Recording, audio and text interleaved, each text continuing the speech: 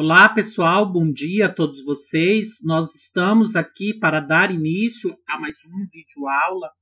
Nesta aula de hoje, nós iremos dar sequência ao projeto, contra o racismo. E aí nós vamos falar um pouquinho, sobre uma importante expedição de artistas que veio para o Brasil, retratar aí o cotidiano, da escravidão no Brasil, que é o Jean-Baptiste Debré e o Rugendas, que são dois importantes artistas franceses, que é convidado aqui pelo governo brasileiro, a vir retratar, cenas do cotidiano aqui do povo brasileiro. E sem dúvida nenhuma, uma das principais imagens que nós temos da cena da escravidão no Brasil é pintada, então, por esses dois importantes artistas. Então, nós iremos, aí dentro do projeto, contra o racismo, negritude, e povos indígenas, a escravidão negra no Brasil, análise por meio das obras de Johann Moritz Rugenda e Jean-Baptiste Debré. Rugendas e Debré, retratos da escravidão no Brasil.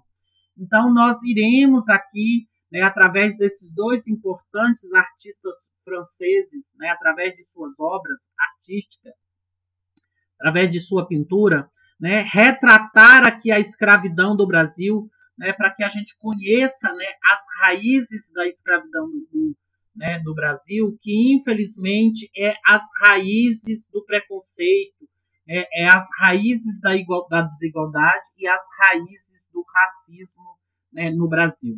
Então, vamos conhecer um pouquinho, aqui da biografia de cada um desses artistas, e quais são as suas importantes obras. Então, começando pelo Jean-Baptiste Debré, ele nasceu em 1768 e morreu em 1848.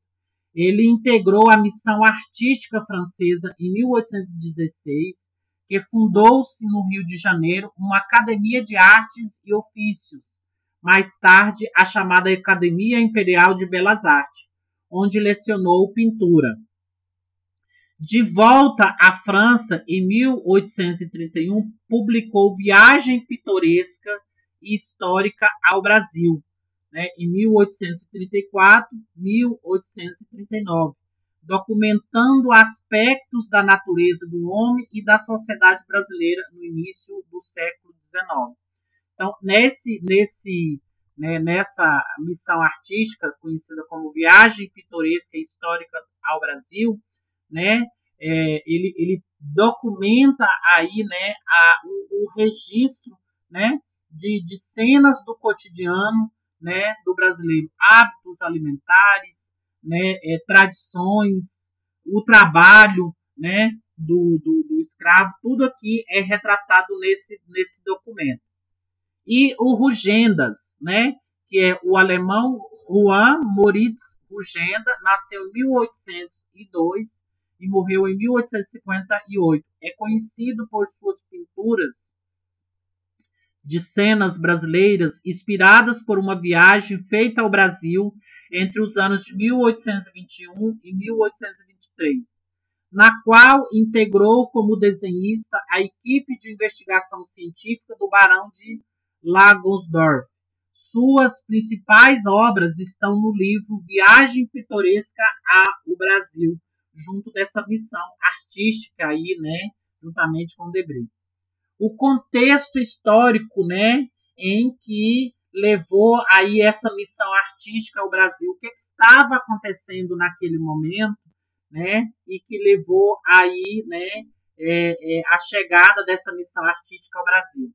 Era o fim do governo napoleônico na França, a vinda da família real ao Brasil, inclusive o rei, que está estabelecido aqui no Brasil, que convida, esses franceses a vir para o Brasil, e também, está acontecendo o início do processo de independência do Brasil. Rugendas e o Debré vieram ao Brasil na primeira metade do século XIX, momento em que o país deixava de ser colônia para se tornar, então, império. né, o momento em que estava acontecendo o processo, né, de desligamento aqui, né, do Brasil a Portugal. Economicamente, o Brasil colônia era dependente da Inglaterra, assim como a metrópole portuguesa, de quem herdou tal condição. Assim, mantinha relações comerciais desfavoráveis com a Inglaterra, vendendo-lhe matérias-primas a baixo preço e comprando seus manufaturados a preços, né, exultantes. Portanto, as estruturas internas estavam baseadas na produção agrícola, voltada para a exportação e para o trabalho escravo. Né? Então, era mais ou menos essa é a característica econômica do Brasil naquele momento. O que era produzido aqui era para atender a produção agrícola voltada para a exportação. Né? Era aqui bem as características da plantation, né? E utilizava o trabalho escravo e a monocultura. Neste momento, há também uma efervescência cultural, né, proporcionada pelas missões artísticas estrangeiras. Né? Então, o Brasil, naquele momento, estava vivendo aí, né, uma efervescência cultural, né, importantíssima. E é nesse cenário que essa missão artística, né, chega ao país a fim de desenvolver aqui atividades culturais, a fim de retratar, né, através das suas obras artísticas, o cotidiano, né, aí do brasileiro.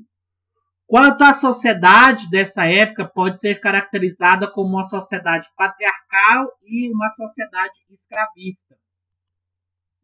Rugendas e Debré dedicaram ao negro a quase totalidade de suas pinturas. A simples observação delas nos faz perceber o papel desempenhado pelos negros na sociedade da época, visto que os escravos representaram a principal força de trabalho no Brasil até o ano de 1888, quando aí da libertação dos escravos. Então, tanto o Rugendas quanto o Debré, eles dedicaram aqui quase que a sua totalidade das suas pinturas, né, ao negro, né? Então, a sua observação e sua retratação artística aqui, né, desempenhado pela sociedade, né, aqui é retratado, né, aqui o trabalho, o cotidiano, né, escravista no Brasil. Etnias. Havia no Brasil, então, a diversidade de povos africanos que foram trazidos para o Brasil como escravos. Então, foram trazidos de diversos países africanos, né, aqui, né, para o Brasil. A seguir, observe a diversidade de povos africanos que foram trazidos para o Brasil como escravos e as diferentes formas que os povos tinham de singularizar-se por meio de seus adornos e marcas corporais. Uma das características e dos objetivos, né, aqui dos artistas foi retratar as diversas etnias africanas, né, que aqui estavam no Brasil. Então, esse quadro é do Jean-Baptiste Debré, As Escravas Negras de Diferentes Nações, 1816 a 1831. Então, é possível, né, você observar aqui, né, as escravas com diferentes, né, tipos étnicas, né, e que foram trazidas de diferentes países africanos. Aqui, né, da esquerda para a direita, né, você pode então ver alguma dessas etnias pintadas pelo Rugendas, né? A1 é angolana, A2 é Congo, 3 Benguela, 4 Monjolo, 5 Cambinda, 6 Quiloa, 7 Rebolo, 8 e 9 Moçambique, 10 Mina. As etnias de 1, 5 e 7 são da África Central. As de etnia 8 e 9 são do Sudeste Africano. E a 10 é da África Ocidental. A presença de um escravo quiloa é peculiar, pois essa é uma etnia da África Oriental, região da qual vieram muito poucos escravos para o Brasil. Todos com exceção da escrava da Mina, falava dialetos da família Banto, né, uma das características, né, falada aí, né, por essa família aí do Banto. Jean-Baptiste Debré, diferentes nações negras de escravos no Brasil. Então é possível, né, você ver, né, os diferentes tipos artísticos, né, aqui, né, os diferentes tipos étnicos, né, aqui tanto é que você está vendo aqui, né, diferentes nações negras, né, retratadas aí né, com as suas culturas e com as suas tradições. Rugendas, etnias negras, 1920. Benguela, né, do Rugendas. Rugendas, escravos de Moçambique, né, 1822. Aqui, gente, nós temos então o mapa da rota, né, do tráfico negreiro, né, da rota aqui, né, da escravidão. De azul você vê a rota de Guiné, de verde a rota da Mina, de laranja a rota de Angola e de rosa a rota de Moçambique, né? Então foram os caminhos, né, aí da África até chegar ao Brasil. Terceiro, é retratado aí a viagem, né, através das obras artísticas, né? Os artistas representaram aí, né, os navios negreiros, estante humanas, né? Então assim eram os navios negreiros. Os traficantes dividiam o porão em 3 patamares, com a altura de menos de meio metro cada um. Presos pelos pés, mais de 500 escravos se exprimiam deitados ou sentados. Ficavam como livros num estante, disse o traficante Joseph Cliff. O interior desses porões era de uma altura muito baixa, cerca de 5 pés, e que fazia-se necessário fazer prateleiras, né, no qual, né, os africanos eram acomodados aí como livros em estantes, para a acomodação de tantos escravos. Eles ainda eram transportados seminus e se alimentavam de farinha e água. Outra forma de aprisionamento e de manutenção da ordem aqui era através de algemas e corrente nos pés e nas mãos, que prendiam uns aos outros. Rugendas relata-nos o momento da travessia dos negros da África para a América, mostrando-nos o amontoamento deles nos porões dos navios.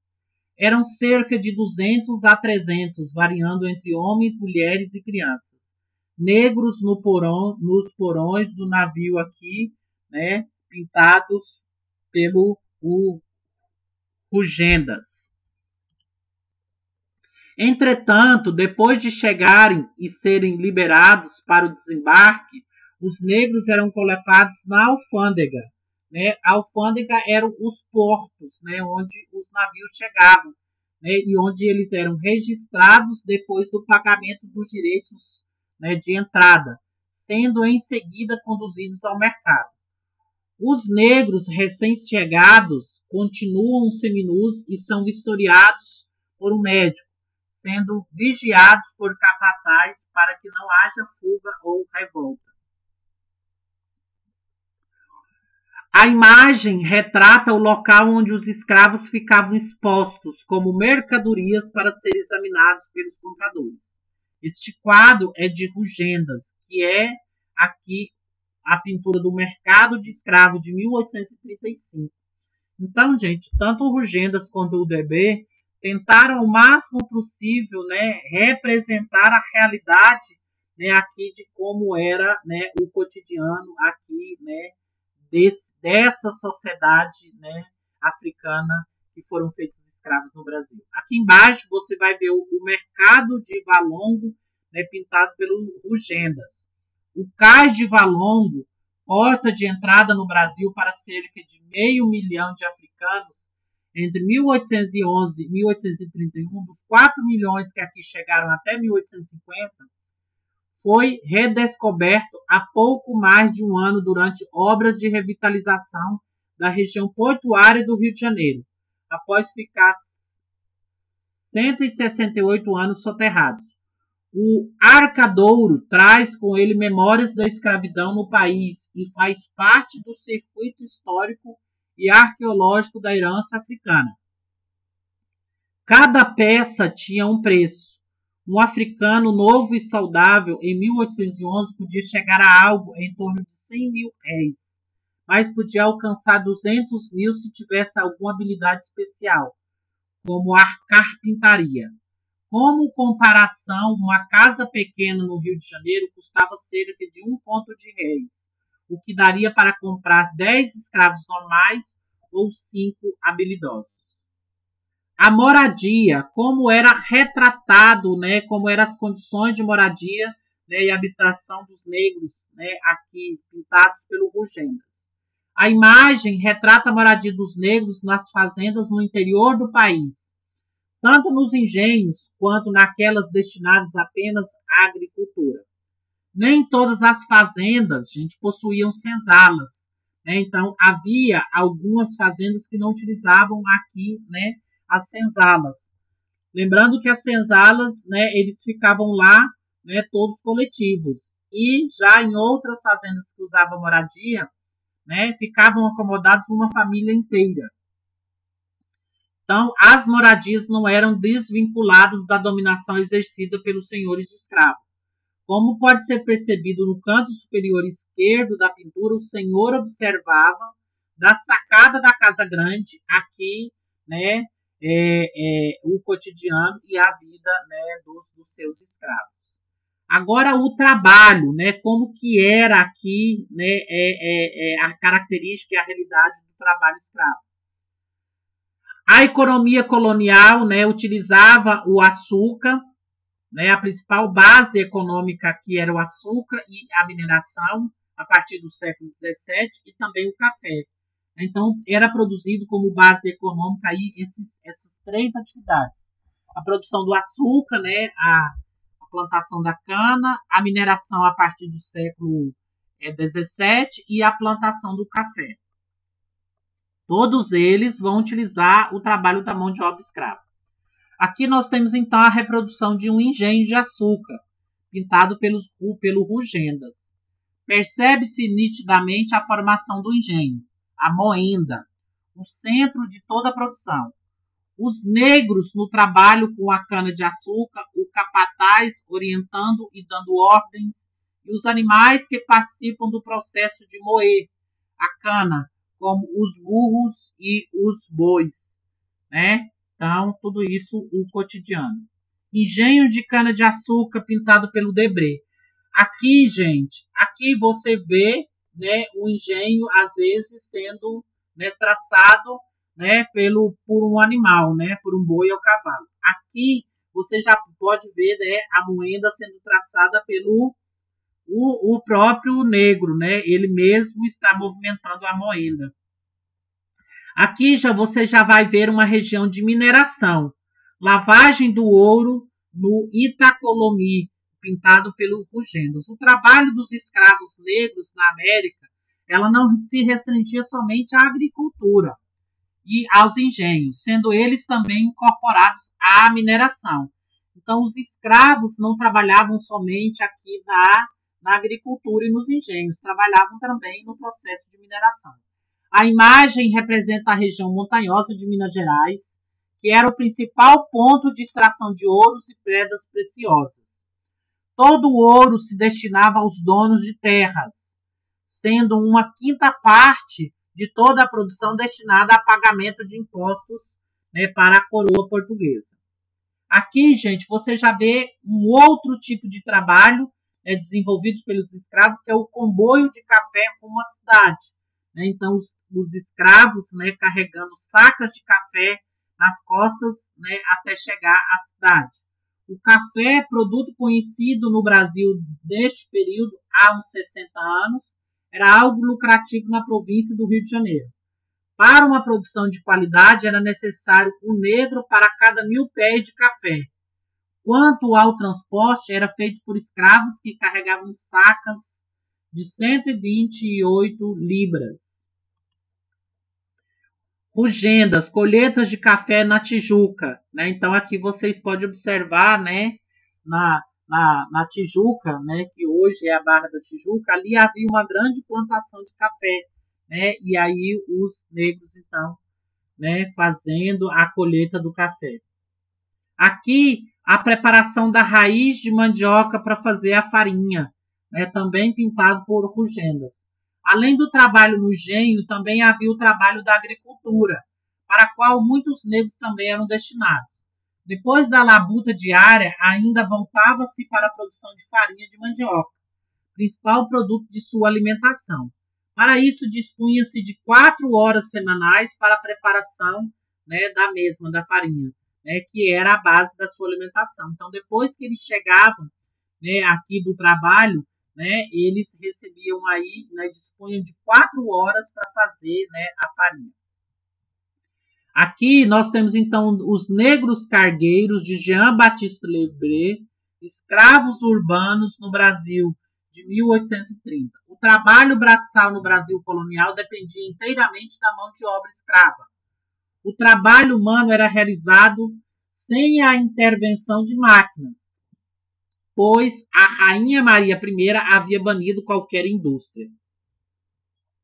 Negros serradores de tábua, né? Então, isso aqui, né, é numa marcenaria e os negros serrando tábuas, pintados pelo Debré. Loja de sapateiro, pintado pelo Debré. Debré apontou-se com um número considerável de pequenas fábricas de sapatos no Rio de Janeiro. Na loja representada, um sapateiro português castiga o seu escravo com a palmatória, enquanto sua mulher, uma mulata, o espreita com prazer, ao mesmo tempo em que amamentam o bebê. À direita, outros 2 escravos prosseguem amedrontados no serviço. Rugendas, lavadeiras do Rio de Janeiro.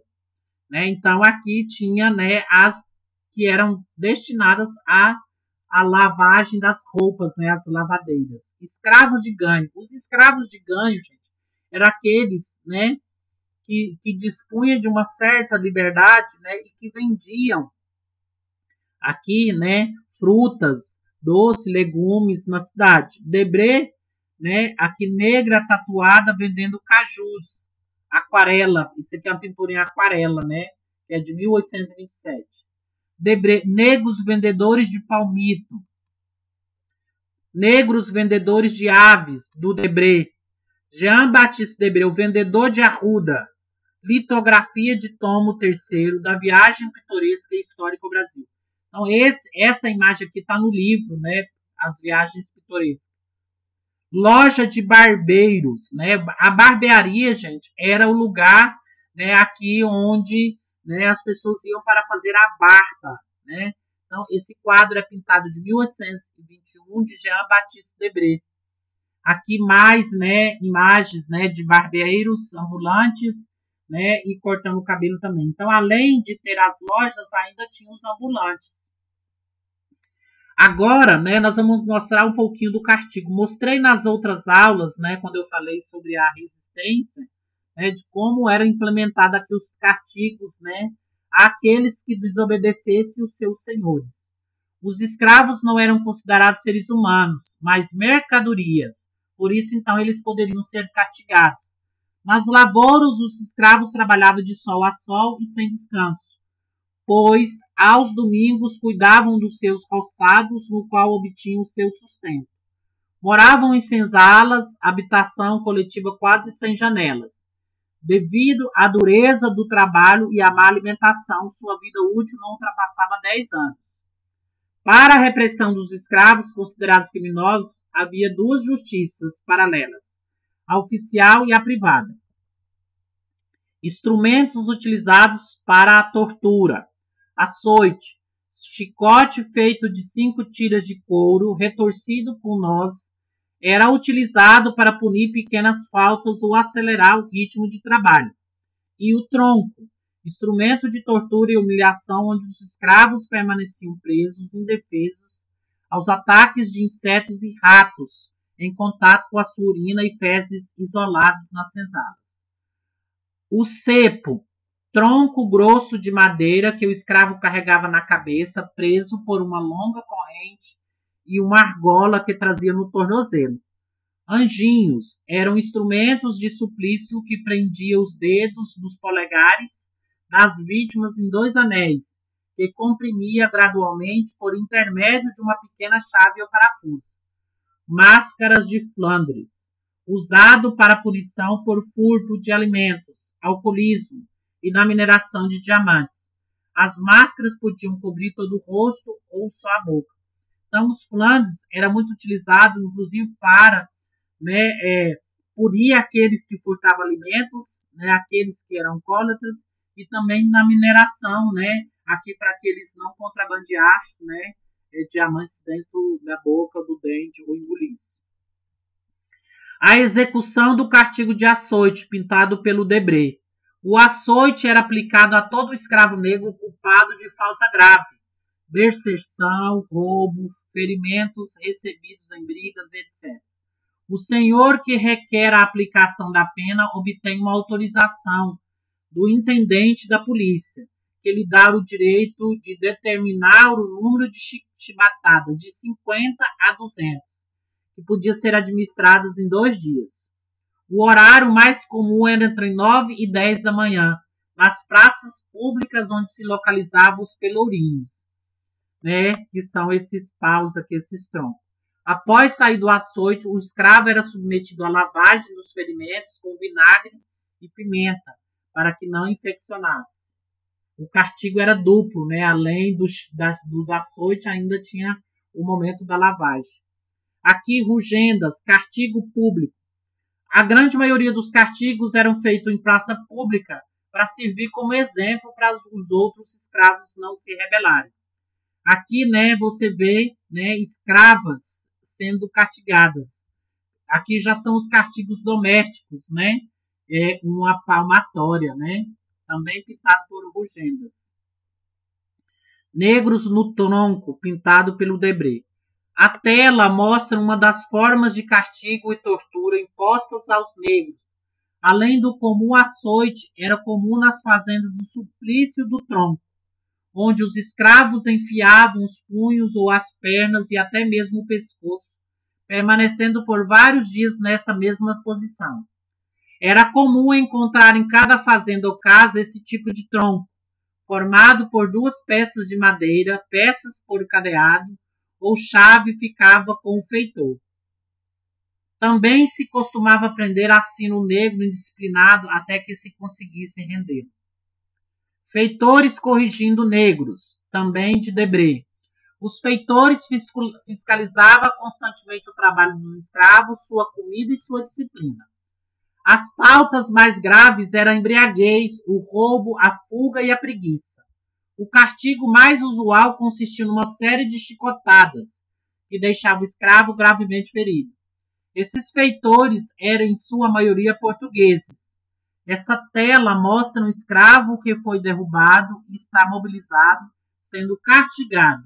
Ao fundo, outro negro está sendo castigado por um segundo escravo, comandado pelo feitor. A cena mostra também uma roça ao fundo e um riacho à esquerda, canaviais e cafezais.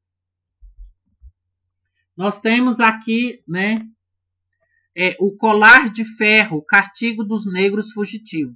Com medo de tantos castigos, muitos escravos fugiam para longe e se escondiam no mato, formando comunidades nas quais podiam trabalhar e viver em liberdade. Essas comunidades eram chamadas de quilombos. Se fossem capturados, os escravos teriam de usar a corrente presa ao pescoço pelo resto de suas vidas, para dizer que aquele era um escravo fugitivo.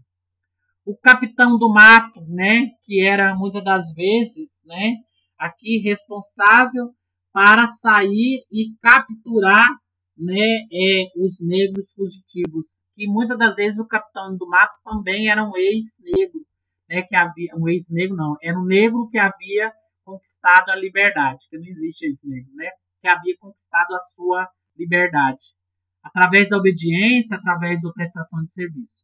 Aqui nós temos então negro com máscara de Debré.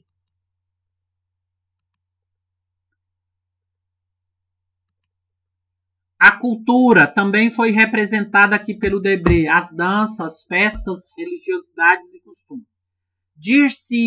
Dir-se-iam que, após os trabalhos do dia, os mais barulhentos prazeres produzidos sobre o negro, o mesmo efeito que o repouso. À noite é raro encontrar-se escravos reunidos que não estejam animados por cantos e danças. Então, gente, diante de toda a atrocidade, ele ainda manifestava alegria, né? Dificilmente se acredita que tinha executado durante o dia os mais duros trabalhos, e não conseguimos nos persuadir de que são escravos que temos diante dos olhos. Rugenda, Viagem Pitoresca através do Brasil, obra editada em Paris em 1835. Rugenda, isso aqui é um lundu, né, que é uma dança típica, né, aqui dos, né, trazida aqui pelos africanos. Viagem Pitoresca ao Brasil. Jogar capoeira também, né, é uma das retratações de Rugendas. O batuque, né, a dança aí, o batuque, também pintada por Rugendas. Debré, marimba, o desfile de domingo de carnaval após o meio-dia. As práticas religiosas de negros eram proibidas na colônia, mas não desapareceram. Convive com o pensamento cristão. Para os portugueses, essas práticas religiosas eram atos de bruxaria, manifestações ligadas ao demônio, que deveriam ser condenadas.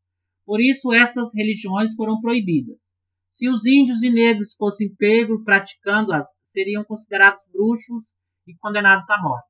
Se colonos, homens brancos europeus, fossem surpreendidos durante esses cultos, poderiam ser multados, excomungados, degregados para a África ou processados e condenados à morte. Apesar das punições, essas práticas religiosas foram mantidas. As simpatias, as benzeduras também eram condenadas, eram consideradas feitiçaria, porque apelava para o poder mágico.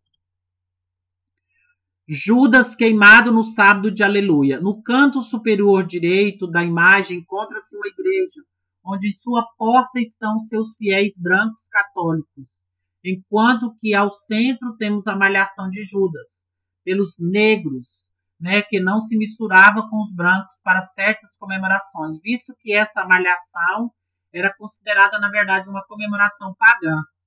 Porém, era ela europeia e foi incorporada pelos negros vindos para a América. Percebe-se, então, o sincretismo. O sincretismo, gente, é uma mistura, né? É você pegar aí as divindades africanas e incorporar ela, trazer aí, né, feições, né, do cristianismo, né, existente entre a crença africana e a religião católica. Negras novas a caminho da igreja para o batismo, de Debré. 3 orixás de Rugendas. E aí nós temos então, para concluir aqui, né, falando um pouquinho da religiosidade, né, dos africanos. Dentre as diversas formas de resistência, então, para fechar, né, esse bloco, vou falar então da religiosidade. Dentre as diversas formas de resistência à escravidão, eram as organizações religiosas, né, as irmandades, as confrarias e as devoções. Eles permitiam organizar-se para o auxílio mútuo, né, ajuda mútua. Era uma forma, né, de um ajudar o outro, né, de um africano ajudar o outro. A maioria dessas organizações agrupavam membros da mesma nação. Assim, os Minas, Rebolos, Cambidas, Quiloas e outros povos constituíam irmandades entre si para melhor resistir à crueldade da escravidão.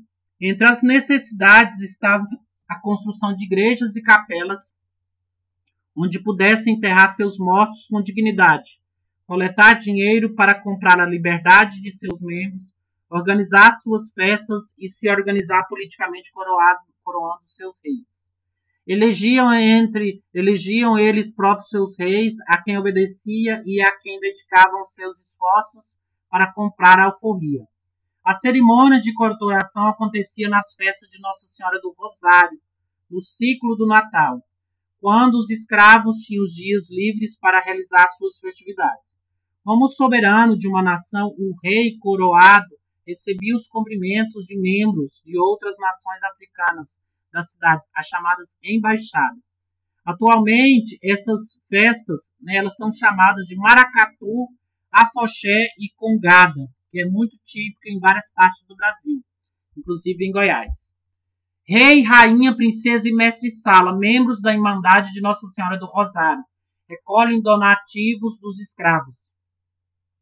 Esse quadro é de Jean-Baptiste Debré, coleta para a manutenção da Igreja de Nossa Senhora do Rosário. Juan Moritz Rugenda, festa de Nossa Senhora do Rosário, patrona dos negros. Jean-Baptiste Debré, cortejo fúnebre do filho de um rei negro. Jean-Baptiste, negros e mulatos coletando esmolas para irmandades. Viagem pitoresca e histórica ao Brasil de 1834. Juan Moritz Rugenda, enterro de um negro na Bahia. Enterro de uma mulher negra, de Jean-Baptiste Debré. E aí, né, os costumes. Cirurgião negro colocando ventosas, né, aqui, do Jean-Baptiste Debré. Debré, em seus 15 anos de Brasil, apresentou as cenas do cotidiano do Brasil no século XIX.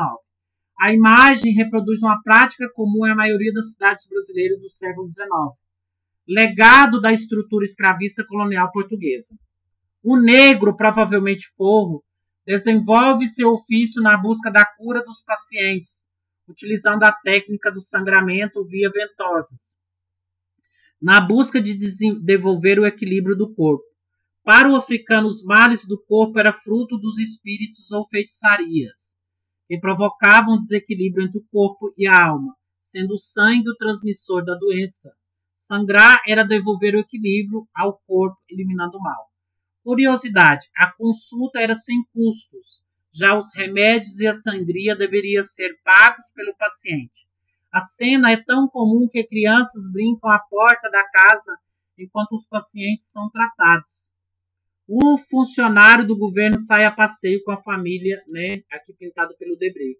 E aí, gente, eu termino esta aula, né, aqui com essa imagem, que é uma imagem ícone, né, que é um jantar brasileiro, né, aqui, né, de Jean-Baptiste Debré. Qualquer livro de história do Brasil, né, que você abrir, você verá esta imagem, né, pintada pelo Debré. Todas as imagens, né, retratadas aí, né, elas, né, são né, destinadas, muitas delas, né, pelo Debré, pelo Rugendas, entre outros artistas que vieram, né, para pintarem o cotidiano, né, do povo brasileiro. Termino esta aula, né, aí deixando para vocês um grande abraço, fiquem com Deus e até mais.